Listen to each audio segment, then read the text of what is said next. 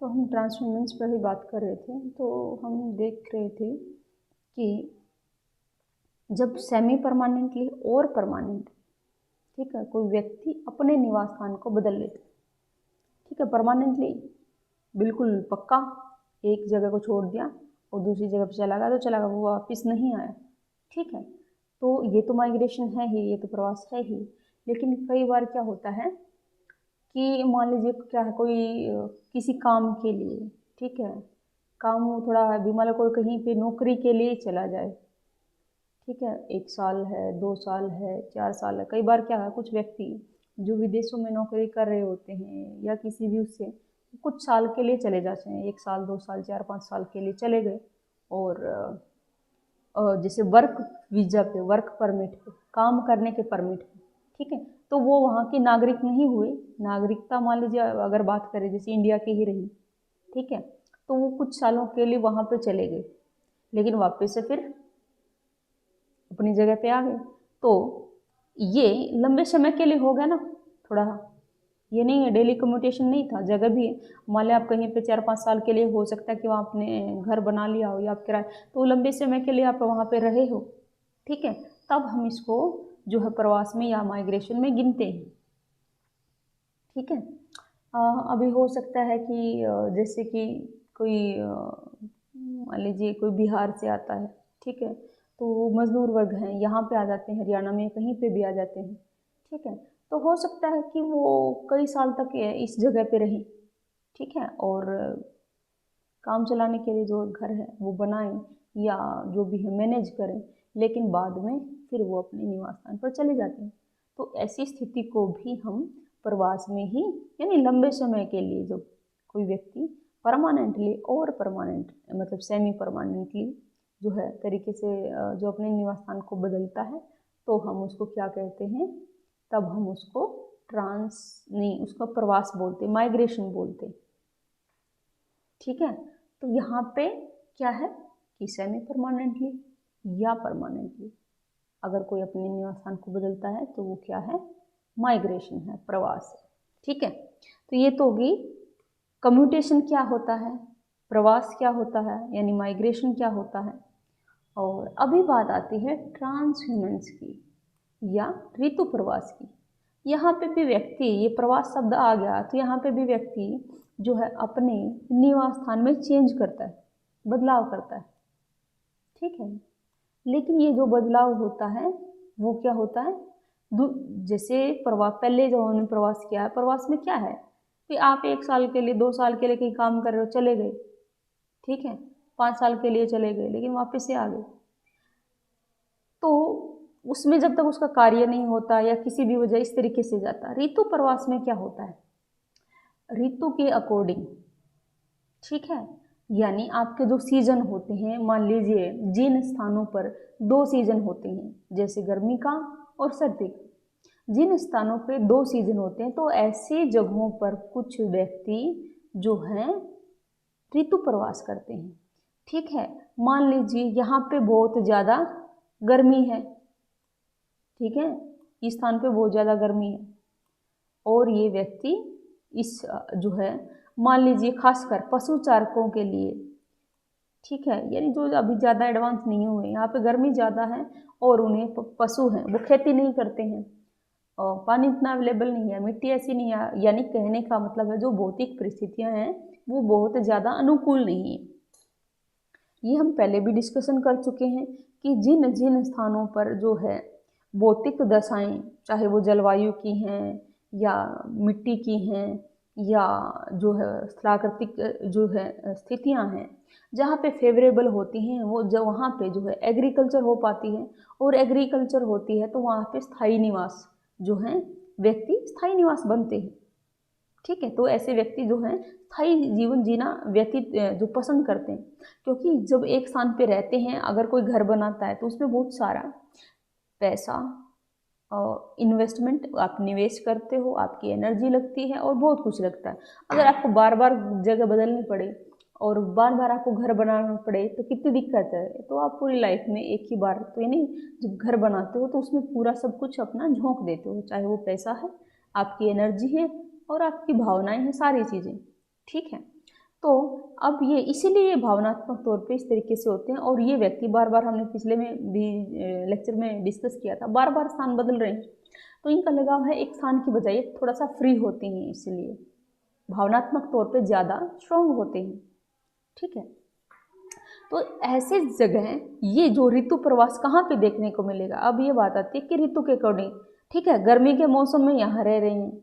ठीक है, गर्मी के मौसम यहाँ पे नहीं, देखिए यहाँ पे अगर मान लेते ये गर्म है, ज़्यादा गर्म जगह, ठीक है, यानी इस जगह की जलवायु गर्म है और यहाँ पे सर्द जलवायु है, तो क्या होगा, यहाँ पे सर्द है। तो जब यहाँ पे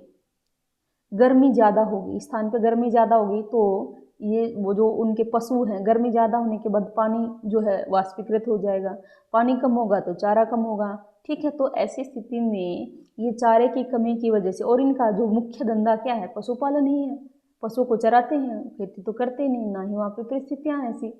तो ये अपने जो पशुओं को लेके ऐसे जहाँ पे थोड़ा सा जो है उतनी गर्मी नहीं है, कंपैरेटिवली जो सर्दी के स्थान है जहाँ पे गर्मी कम है, ऐसी जगहों पे माइग्रेट कर गए, ठीक है। तो इस बात को समझिए कि गर्मी के मौसम में गर्म स्थानों से व्यक्ति जो है तुलनात्मक रूप से, ये नहीं कि बहुत ज़्यादा कोई ठंडे, यहाँ गर्मी है तो कोई बर्फ़ में चले, ये ऐसी जगह देखेंगे कंपैरेटिवली लो टेम्परेचर हो जहाँ पे उन्हें घास और पानी मिल जाए, ठीक है। तो इसलिए क्या करते हैं, जो गर्मी की ऋतु में ये गर्म स्थानों से कहाँ पे चले जाते हैं, सर्दी वाली ठंड वाली जगहों पर चले जाते हैं, ठीक है। लेकिन क्या होता है, सर्दी के मौसम में यहाँ पे गर्मी के मौसम में यहाँ ज़्यादा गर्मी थी, यहाँ ठीक ठीक था, ठीक है, यहाँ ज़्यादा गर्मी थी और यहाँ ठीक ठीक था, ठीक है। तो अब क्या होगा,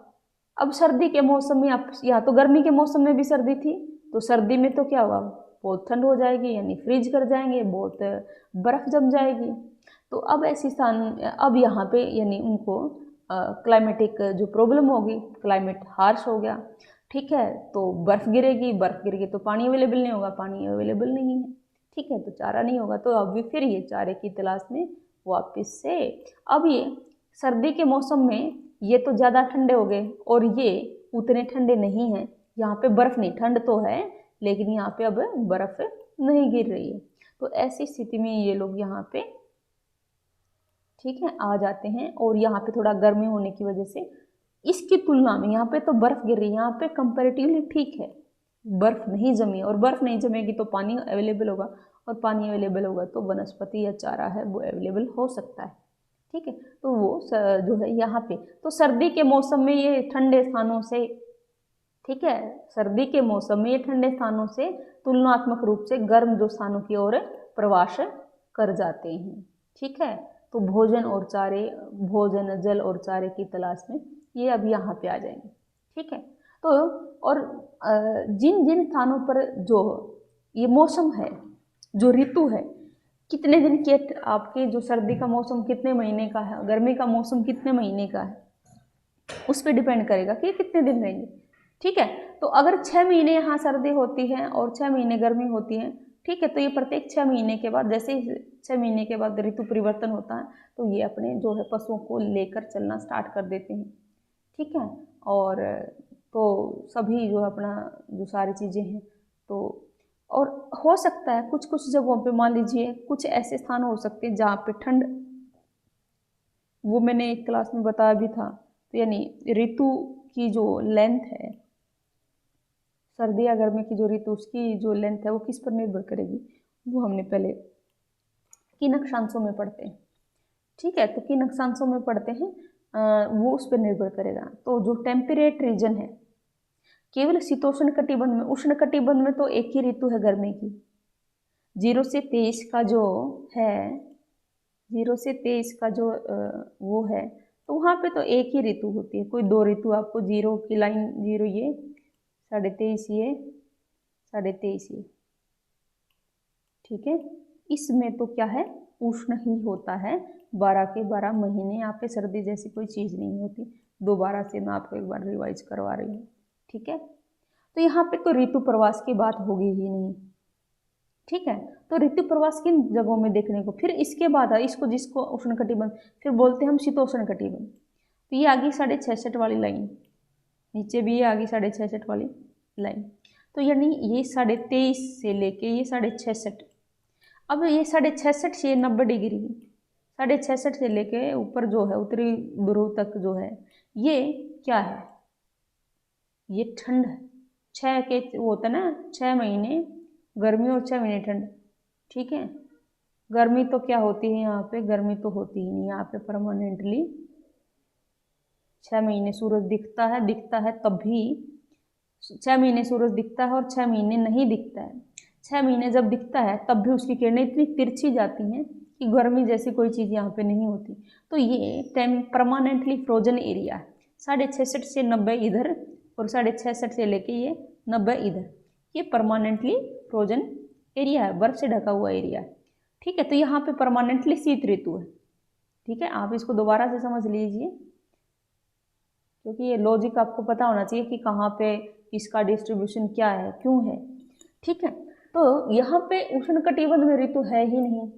एक ही ऋतु है। तो ऋतु के अनुसार प्रवास क्या करेंगे, तो उन्हें एक ही ऋतु में जो है आदत डालनी पड़ेगी, जैसा भी उनका एनवायरनमेंट है। तो उन्हें जो कुछ भी एनवायरनमेंट मिल रहा है उसके अनुसार अपने आप को ढालना पड़ेगा, और कोई ऑप्शन है नहीं उनके पास, ठीक है। तो दूसरा क्या है, ये दूसरे ये हैं जो ध्रुवीय क्षेत्र हैं, ठीक है। ध्रुवीय या उप ध्रुवीय क्षेत्र हैं, यहाँ पे परमानेंटली जो है शीत, इसको हम बोलते हैं शीत कटिबंध, केवल परमानेंटली ठंड ही रहती है 12 के 12 महीने, ठीक है। तो यहाँ पे भी एक तो यहाँ पे ज़्यादा गर्मी, यहाँ पे ज़्यादा ठंड, एक तो ये भी हार्श क्लाइमेट है, उतने रहने के लिए उतना अनुकूल नहीं है, और ये ठंड वाला भी बहुत ही हार्श क्लाइमेट है, कठोर क्लाइमेट है, रहने के लिए उतना अनुकूल नहीं, ठीक है। अब शीत वाले में भी क्या करेंगे प्रवास, तो प्रवास कहाँ होता है, तो ये जो बीच वाला जो टेम्परेट रीजन होता है, ये बीच वाला जो टेम्परेट रीजन है, ठीक है। शीतोष्ण कटिबंध, नाम से ही पता चल रहा, शीत जमा में उष्ण कटिबंध। इस कटिबंध में शीत ऋतु भी मिलती है और उष्ण ऋतु भी मिलती है, ठीक है। तो कुछ महीनों के लिए इन क्षेत्रों में ये टेम्परेट 23.5 से 66 के बीच इस जगह पे, ठीक है, कुछ महीनों के लिए क्या है, गर्मी रहेगी और कुछ महीनों के लिए सर्दी रहेगी, ठीक है, दोनों साइड इस क्षेत्र में, ठीक है। ये टेम्परेट जोन या शीतोष्ण कटिबंध, यहाँ पे 2 ऋतुएं देखने को मिलती, ठीक है। तो ना बहुत ज़्यादा गर्मी होती है, ना बहुत ज़्यादा ठंड होती है। तो ये टेम्परेट जो रीजन है, शीतोष्ण कटिबंध है, चाहे मनुष्यों के रहने के लिए देख लो, यहाँ की जलवायु एक तरह से अनुकूल है, और चाहे पशुओं के हिसाब से देख लो या वनस्पति के हिसाब से देख लो, काफ़ी जो है वो अनुकूल जलवायु है।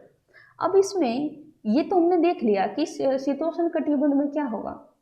इस शीतोष्ण कटिबंध में क्या है, 2 ऋतु मिलेंगे, और ये 2 जो ऋतु हैं वो क्या करेंगे, उनका कि कितने महीने की होगी। अब हमें ये देखना है कि कहाँ पे क्या होगा। अब इसको मैं थोड़ा सा चौड़ा करके इसको ले लेती हूँ, ये मान लीजिए इतना चौड़ा है ये, ठीक है, शीत कटिबंध, ठीक है, चौड़ाई ये इतनी है।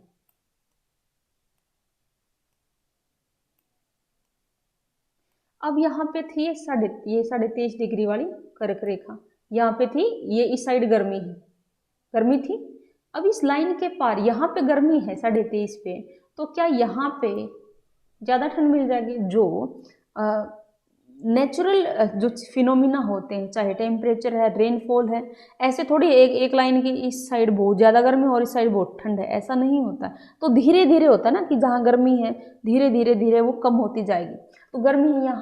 है यहाँ से लेके यहाँ तक जब हम जाते हैं तो उसमें क्या है, टेम्परेचर में धीरे धीरे जो है बदलाव आता, कम होता जाता है। यहाँ पे भूमध्य रेखा पे सबसे ज़्यादा, और यहाँ पे जाते हैं तो धीरे धीरे कम होता जाता है। तो इसको बोलते हैं ट्रांजिशन, संक्रमण, धीरे धीरे बदलाव आना, ठीक है, एब्रप्ट बदलाव नहीं आता। तो इसीलिए क्या है,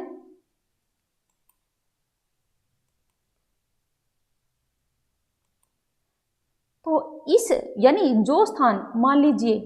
यहाँ वाला स्थान है, अब मैं चेंज कर लेती हूँ पर, ये कोई यहाँ पे स्थान है जो ये कर्क रेखा के नज़दीक है, 23.5, मान लीजिए 25 डिग्री वाला है, ठीक है, 25-26 डिग्री वाला कोई स्थान है,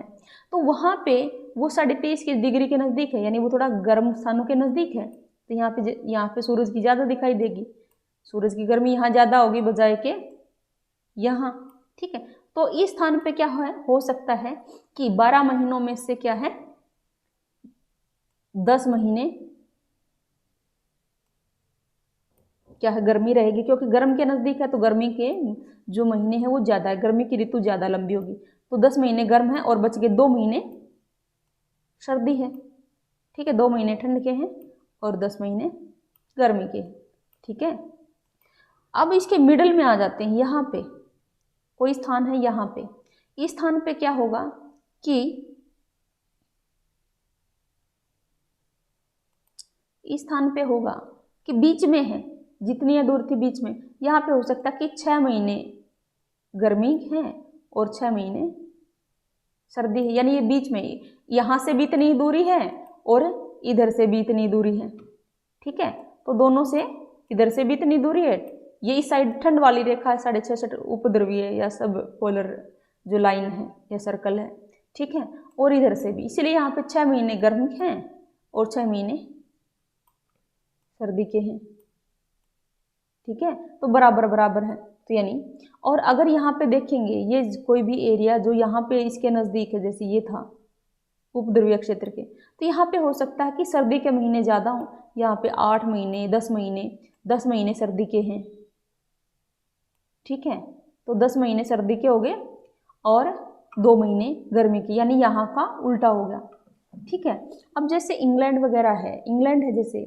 तो वो उच्च अक्षांशों में, जो जितना ज़्यादा उच्च अक्षांशों में वहाँ पे सर्दी का मौसम का जो लेंथ है उसकी बढ़ती जाएगी। मान लीजिए 12 में से 9 महीने, मान लीजिए इंग्लैंड है, ब्रिटेन है, 12 में से 9 महीने सर्दी रहती है और केवल 3 महीने जो है क्या बोलते हैं जो है गर्मी रहती है, ठीक है। थोड़ा सा और नीचे आ जाते हैं, इंग्लैंड से नीचे मान लीजिए इटली है, ठीक है, तो इटली में ऐसे हो सकता है वहाँ पे भी ऋतु मिलेंगी, लेकिन इटली में क्या होगा कि जो है 6 महीने गर्मी है और 6 महीने सर्दी है, ऐसा हो सकता है। तो उनके यानी इंग्लैंड की तुलना में वहाँ पे जो गर्मी का मौसम है वहाँ पे तो केवल 3 महीने का था, ठीक है, और इटली में क्या है 6 महीने का है, तो वहाँ पे एग्रीकल्चर के लिए या पौधों के लिए ये वो ज़्यादा एक तरीके से बेटर रहेगा, ठीक है। तो मेरे ख्याल से आप लोग समझ गए होंगे कि ये जो ऋतु है, हम करें ना कि ऋतु के अनुसार बदलाव, लेकिन ऋतु का मतलब ये मत सोचना कि जरूरी है कि ऋतु में जो परिवर्तन है वो 6 महीने का ही होता है, ठीक है। तो ये जो 2 ऋतुओं की बात हो रही, गर्मी और सर्दी, तो अलग अलग स्थानों पे किन अक्षांशों में वो पड़ते हैं उस पर निर्भर करता है उस ऋतु की लेंथ, ठीक है। तो किन स्थानों में हो सकता है कि 8 महीने सर्दी की हो और 4 महीने जो है गर्मी की हो, और इसका उल्टा भी हो सकता है, ठीक है। तो ये क्या करते हैं, तो ऋतु के अनुसार, चाहे वो ऋतु की जितनी भी हो, जैसे हमने कहा ना कि 8 और 4 का हो, चाहे कितने की भी हो, ठीक है, या 6 की हो, बराबर हो, जो भी है, ठीक है, तो वो ऋतु के अनुसार क्या है अपने जो निवास स्थान को इधर से उधर बदल लेते हैं। इसी को हम बोलते हैं ऋतु प्रवास, और ये कंटिन्यूसली चलता है। ये ऋतु प्रवास दूसरे प्रवास से डिफरेंट कैसे है, एक तो सीजन के अनुसार होता है, ठीक है, हर सीजन में, हर साल ही होना है, हर ऋतु के साथ ही होना है। अब जैसे प्रवास में तो क्या था, आप यहाँ पे चले गए, परमानेंटली बदल लिया तो ठीक है, पर अगर सेमी परमानेंटली भी आप बदलते हो तो आप चले गए 2 साल के लिए, अब वो कौन से होंगे ये कोई पक्का थोड़ी ना है कि वो कब आओगे, कोई ऋतु के अनुसार तो आप गए हो, ठीक है, आपने 5 साल इकट्ठे रह गए और उसके बाद फिर वापस से बाकी की जिंदगी यहीं पे आ गए, ठीक है। तो लेकिन ये तो कंटिन्यूसली लाइफ लॉन्ग प्रोसेस है, ये तो इनके से ये हमेशा ही ऐसे करते हैं,